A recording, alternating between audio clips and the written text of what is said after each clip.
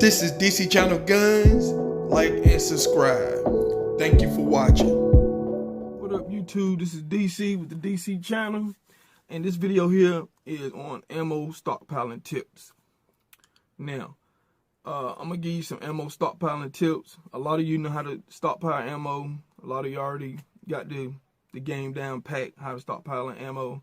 I'm giving out these tips is because I hear a lot of people giving out negative feedback about people who buy a lot of ammo and bulk ammo and stuff like that.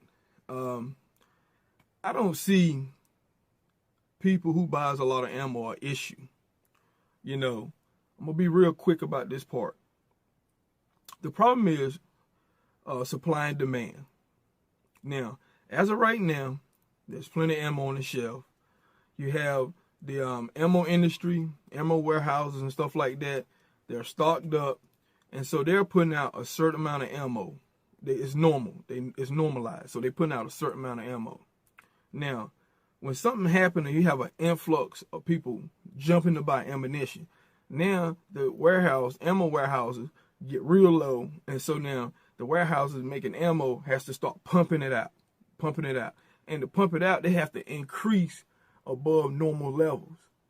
And the problem is, by the time they can turn everything around and start pumping out ammo, the ammo is getting going so fast, so it started drying up at stores. We all seen it. We've been through it. We know how it is. You know, you go in Walmart, you go in Academy somewhere, and you see shelves that's blown out. And now everybody back order because you have everybody pulling from every unit. You have all retails and all sectors pulling for the ammo. So now you have the warehouses, just soon they get something out, it's gone. So it's like they can never catch up because demand is so high. And a lot of people don't look at that. You know, all they see is a person with a whole bunch of ammo, and you don't know how they got it, how they bought it over time. And then everybody's ammo needs is different. My ammo needs might be different than somebody else's ammo need. I might need 5,000 rounds because I like to shoot and enjoy myself and stuff like that. Somebody else might just need 500 rounds because they don't shoot like that. And, you know, everybody had different needs. So, you know, when you have people criticizing other people by ammo, you shouldn't criticize them. You might need to look at yourself and look how you're getting your ammo.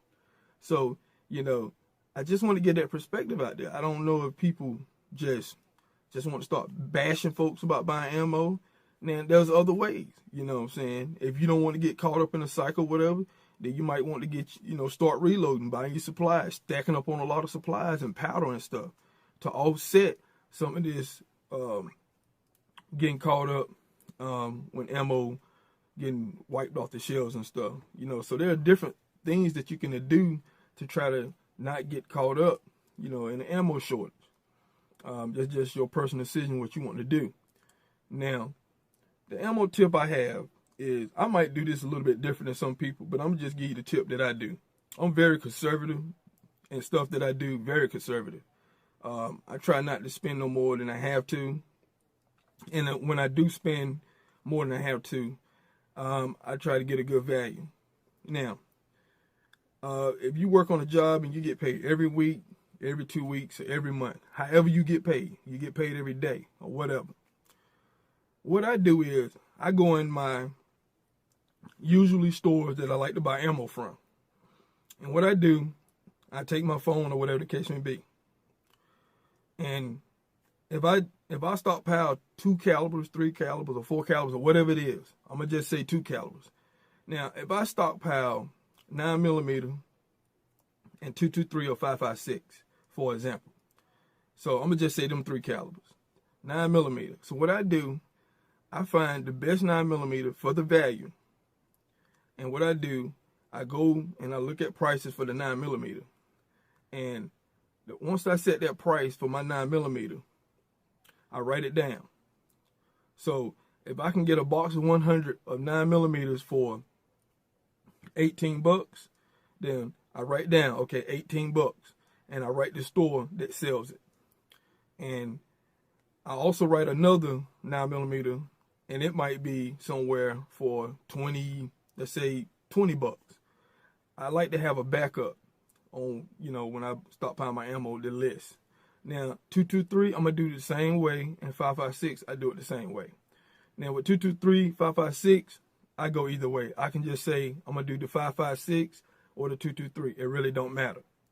Now, if you're going to spend, let's say you're going to spend $60 each paycheck. And so $60, you're going to say, okay, I can get this many 9mm, this many 556 or 223. And what you want to do, you want to set that limit of each paycheck. So every time you get paid, you go to the place that you got that price that you want to get it at, and you buy a box or two. And your other calorie, you go to that place and you buy a box or two. And you do it over time. You keep doing it over time. And when you're starting to accumulate, and you'll see, when you buy ammo slow, first of all, you don't spend no more money than you want to. And then you won't find yourself in a bind, financial bind. Because there's some people I know bought a whole bunch of ammo, and then they're trying to sell it because they overspent. So we basically you want to budget yourself with the ammo. Buy you a little bit at a time. That's all you got to do. Some of the best ammo stockpiler tips that I have seen from people who has a lot of ammo, they buys a little bit over time. Now, everybody's budget is going to be different. Some people's budget might be $20. Some people might be $50. Some people might be $100. Some people might be $500. Everybody has a different budget. You want to set your own budget. I don't worry about nobody else's budget. I don't worry about how much ammo somebody else have. You know, I just focus on what I'm doing and what I'm trying to do. Just because somebody got 20,000 rounds of ammo, don't force me to try to go buy like a whole bunch all at one time. Nah, it don't work like that for me. I'm talking about, they got 20,000. I don't know how they got the 20,000. They probably bought theirs over time. Or they might ran into a deal and had the money to buy a whole bunch, a whole bookload. I don't know. But what I try to do is look at my personal finance, my budget, and buy it that way. That's all I can do. And so when you sit down, and I tell people, anytime you budget on something, the simplest thing is to sit down, get your piece of paper, and get your pencil. That's it. That's all you got to do. Most people don't like to sit down. They don't like to sit still and think about nothing. A lot of people buy on reaction, or they just, they impulse buy. One thing that I don't do is impulse buy. A lot of people impulse buy. Impulse buy is dangerous because you end up doing something that you don't want to do. So I just suggest just sit down, get your piece of paper, get your pen, and write down a decent budget. If it's $25, it's just $25. I'm talking about that's just a fact, So once you set your little budget, and just stick with it. Stick with it over. And I'm telling you, if you stick with it over 2 to 3 months, or whatever the case may be, you will see your ammo stockpile getting bigger and bigger and bigger. And then someone's going to look at your video and see how much ammo you got.